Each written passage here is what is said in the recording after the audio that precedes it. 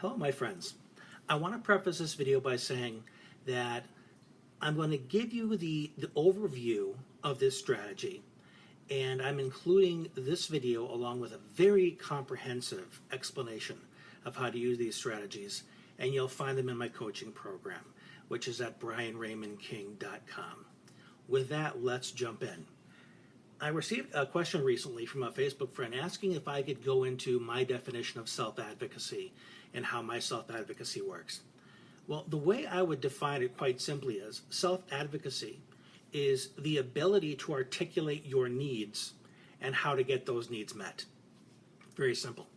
And we know some of our kids that are more challenged, that are nonverbal, will use different devices to speak for them, whether it's an app or a computer or one of those very heavy, I'm not even sure what the name of it is anymore, but it's a very heavy device that they can type into and it will speak for them. My son, my middle son, Aiden, he works particularly well through texting and journaling to self-advocate. One of the things that has always really stuck for me, a peeve of mine, is something you hear quite often, some parents and some special needs educators use. When they say to their kids, use your words, and they want you to speak, there are kids that when they are anxious cannot speak. They lose the processing capacity, the ability to use language in a spoken way. I was trying to remember the term that the speech and language pathologists use. Expressive language, that's what it is. They lose the capacity for expressive language when they get overwhelmed. So asking them to use their words is really a means to escalation or frustration. Find out what works best for them in those stressful moments and let them advocate that way. Now, with that, let me tell you about my discovery of self-advocacy. I was at an IEP meeting many, many years ago, and we were talking to the staff, trying to educate them on how to support this one student self-advocating and asking for help. And one teacher, very frustratingly and ignorantly said, "How hard is it to ask for help? You just raise your hand." That was it in his mind. It was that simple. He doesn't realize that asking for help is a multi-step process that happens lightning fast for a brain that's organized. For a brain that isn't, it can be a monumental effort, especially if it's a mind that doesn't know what the steps are. As I thought about it, how to articulate to this man, unfortunately I never crossed his path again, but I realized that I would be encountering this. If one person feels this way, there are many that feel this way. So I realized that I needed to figure out how I learned to ask for help and break it down into steps so that it would be teachable to people that just take for granted that it's as simple as raising your hand. So what I was able to pretty much discern for myself is that I use 5 steps that go into asking for help. And even at the age of 46, there are times when I need to stop and remember what these are to make sure I'm hitting all the bases. So I want to share those 5 steps with you now. The first step in asking for help effectively and getting it is to know that you need help to begin with. That you have some sense that what you're doing is not working, it's not producing the result that you want, and that you need to get another brain involved. Now, you and I both know that there are kiddos out there who stubbornly believe that if they can't solve the problem between their own 2 ears, that the solution doesn't exist. They're independent to a fault. And some of this is a couple of reasons for this. One, they're always taught, have you tried yourself? Have you tried it again? I want you to try it first before coming to me. So it's put on them that you must solve it. And if you come to me asking for help, you haven't tried hard enough. You failed. And I see this in the school systems a lot. And I don't for one second believe that this is what the teachers are trying to impress upon the kids. But with all the kids I've worked with over the years, this is what they hear. They hear that if you come to me for help, you've blown it. It's because you haven't tried hard enough. So we need to find a different way to do this, okay? Another reason is because if you have a child that has Asperger's or some form of autism, the idea of reaching out to an other person is a very anxiety-producing concept, is very alien, And they often feel so much anxiety around other people that they see social engagement as a problem in itself.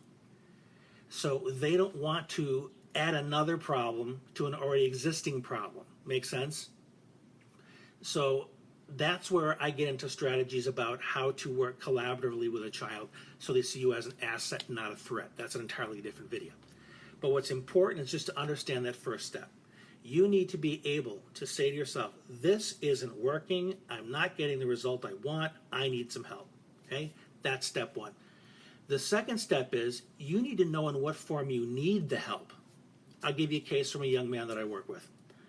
Throughout the school year, he was routinely being criticized by his teachers for not asking for help, especially the math teacher. They butted heads almost every single day. She'd see that he was struggling, she'd come over and she would tell him what to do, and he wouldn't do it. Or he would do it wrong. And he was accused of being stubborn or willful, of doing it his way. So I had a talk with him about this. And what we essentially determined is that he learns best when somebody shows him how to solve the problem, not tells him how to do the problem. So we had a serious disconnect between teaching method and learning method.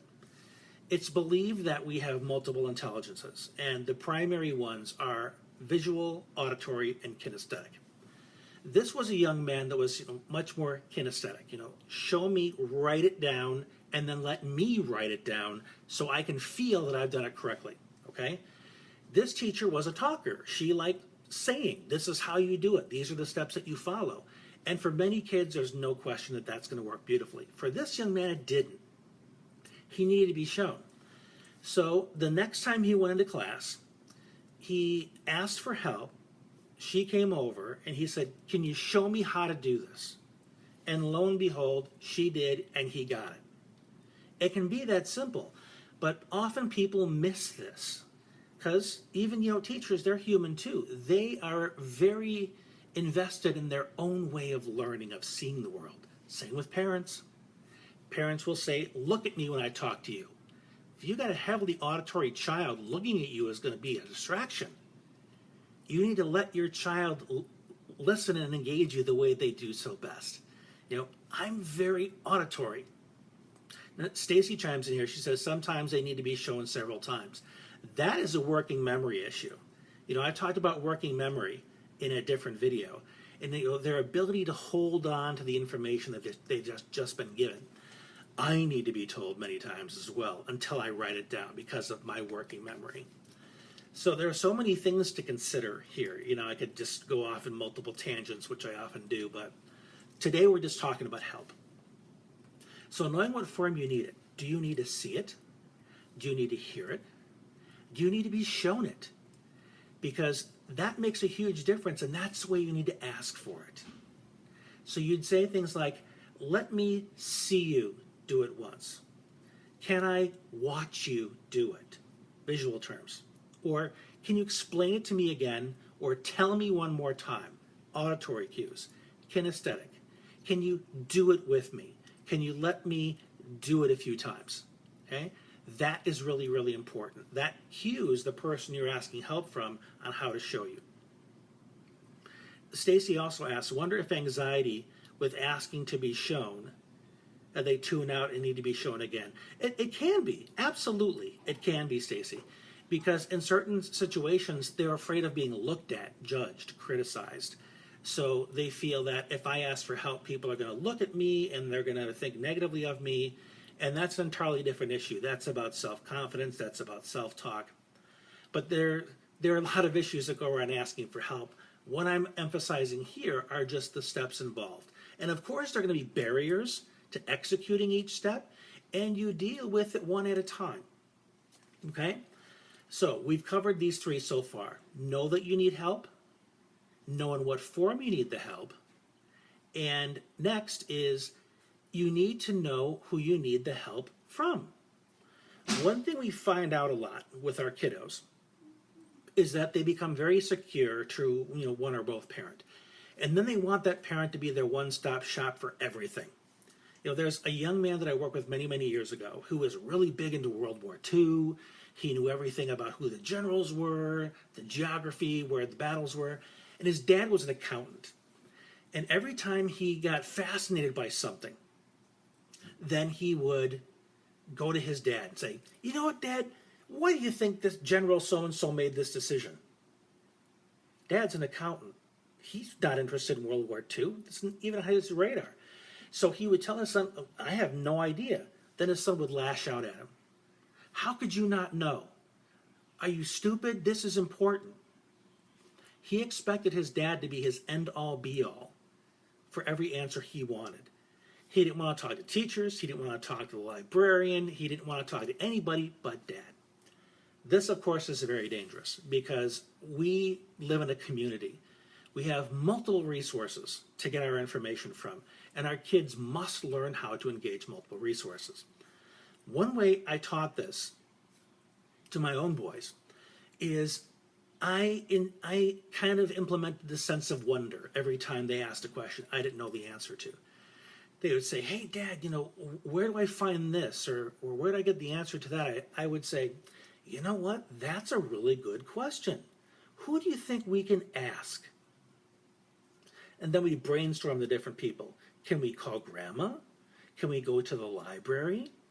Can we go to Google?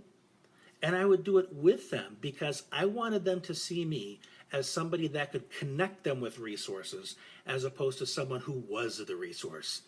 Because there are a lot of us that want to run in and rescue and protect our kids, and all we're doing is reinforcing their sense of isolation because we're not going to be there forever. So my kids now, even though they're very introverted and very shy, will confidently walk up to a librarian and say, hi, I'm so-and-so, this is what I'm looking for, can you help me? Because I've coached them on this for years. At first, when they were shy and didn't want to speak up, I would stand there with them. I'd rehearse, this is what you're going to ask, this is who you're going to ask it to, and I was there as kind of a moral support, but they did the self-advocacy until they found the confidence to do it themselves. Okay? So that's the third way. There are 5 steps here total. Don't know if I said it. The 4th step is you need to know how to ask the person for help. I run into this a lot with the kids I work with that are in college. You have some teachers that are very old school, and you have some teachers that are very current. By old school, I don't check my email that often. I think email is a pain in the butt. Why can't people just come down and talk to me? And then we have kids that love to email. They love the text. And in their mind, that's how you communicate. So they're emailing their teacher over and over again, not getting replies, not getting clarification on assignments, and they're failing tests and they're handing in papers that are done incorrectly because they were asking the way they know how to ask, what they're comfortable with, but they were not asking the way the teacher wanted to be asked. So one thing that I tell them all the time is, the first thing you need to know from your teacher is what is the best way to communicate with you. Some will say, well, set up these are my office hours, come see me then. Or some will say, leave me a voicemail. Or some teachers even give their cell phone number. They're that invested. But there has to be that connection. And I even know some students that say, well, I don't like technology. I'm not comfortable with technology. I've had clients that were so afraid of technology that we really couldn't work together. Because with my health, and today so far is a good day, there are days when I need to coach from bed.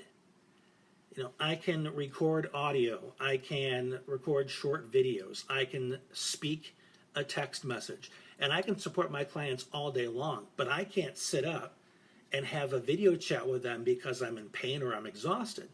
So the clients that are much more open to using technology very, very creatively can get a lot of wonderful results.